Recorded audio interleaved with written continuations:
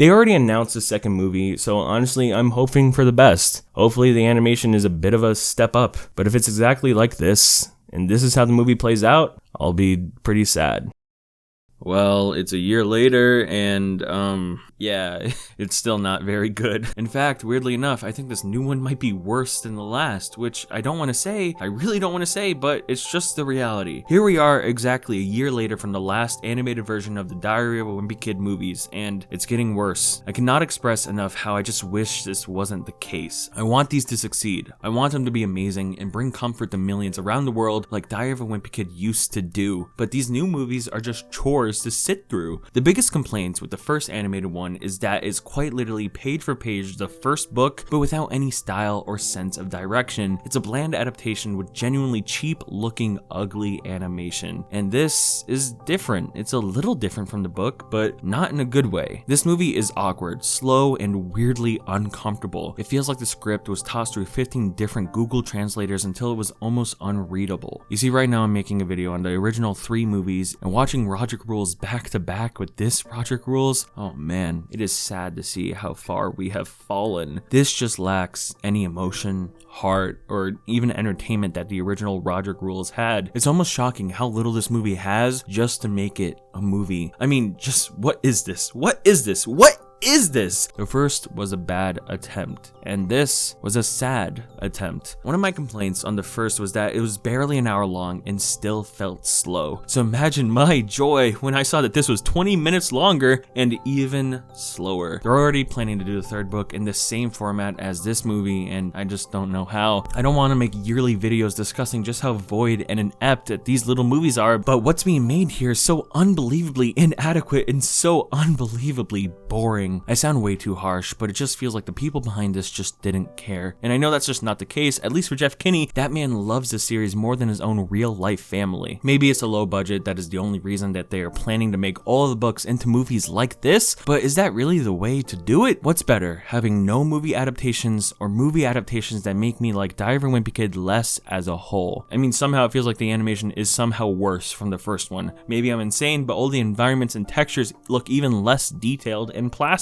now. All the lighting on all the character models are still really bad. I mean, come on. Characters move weird, act weird, sound weird. It's all weird. Also, why is Greg's arm see-through? Why? But forget all of that. Forget the bad animation or sound design, the weird pacing or direction. Forget all of it. The story itself is just bad. I think what really falls flat for these two movies is the lack of character, the lack of explanation, and the lack of context. In the books, you have Greg narrating his day-to-day because, well, it's a diary, and then you get little scenes in between drawn out to bring it alive. In the original movies, they set up the family, they slowly introduce them and bring them out in a way that a movie would. I mean, there's a 3-act structure to break down, there's an intro, a climax, there's a beginning, middle, end, all of that fancy language bullcrap. But these animated movies don't play like movies. They play like separated TV show episodes cut together for movie length. Heck, maybe that's what they should have been from the beginning. Maybe they should have been episodes of a TV show loosely connected by plot with this weird Cocomelon light animation. Maybe that would have made these better in some viewer capacity. Maybe I just wouldn't care as much. Maybe.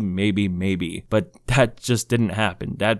Instead, we have movies, air quote movies, that have been made, put on Disney Plus, and they're just not good. In this movie, we are thrown into scenes that are fun, silly, goofy, without any deep dive into what these characters really are aside from their character design. It's like if you took all the drawings out of the books and cut out all of the words and just looked at all the pictures. That's your movie. You get all the action, but no story, no plot. And somehow in saying all that, it's still somehow incredibly slow, like I said before, and isn't that contradictory? For example, the movie starts with the parents going away and Rodrick throwing a party, and havoc ensues with Greg and Raleigh being stuck in the basement until they escape. All this happens halfway through the original live action movie, and it happens halfway through the dang book that it's adapting, meaning that all the setup does not exist for a payoff. Greg being locked in this room by Rodrick doesn't really mean anything to us as an audience if we don't really know what the dynamic is like between the two more deeply than the fact that they are brothers. I mean, they barely interacted in the first animated movie of this entire thing. You are supposed to know the ins and outs of these characters before watching to fully understand or grasp anything going going on. That is just not how a movie works. That is not how a reboot and new adaptation works. You don't bring in a new audience by assuming that these characters will be loved without doing the work to make them actual fleshed out characters. Also, what is this lingering cut?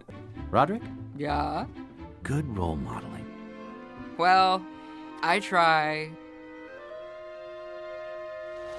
I don't know, it just irked me a lot, so I had to bring it up. Oh, but this is a movie for babies. Let me step back because this is a literal goo goo gaga baby movie. Okay, sure, yeah. Maybe I just can't see how could any possibly goo goo gaga baby or child get into this. Maybe I can see how the old movies hold immense heart and passion and creativity, and this just doesn't. This movie tries to do the brotherly love thing of the book and the live action movie, but won't go far enough to make it a fully engaging story. Stop crying. Stop crying. Stop! You are not allowed to cry. They surprisingly spend a lot of time together in this movie. A lot of time together. But how much of that time fully means something? How much of it is used for a movie's pacing, for a movie's story, or for a movie in general? I keep emphasizing that over and over and over again, but there's just nothing else to really say other than I'm done. I know they'll make a third movie just like this, and I'll try and watch it, but I won't talk about it. There's no point in coming back here year after year to crap on movies that simply do nothing except exist. They don't try to inspire you, they don't try to motivate you, or teach you a lesson or anything. They exist to exist and adapt to adapt. There'll be a third movie next year, and it's going to be exactly like this in every single way. Every single boring way. If something changes and somehow it's actually really good, then I'll be very pleasantly surprised. But I just don't think that's going to happen. And this will be the last I talk about these animated movies. Also, I just want to talk to Manny for a second.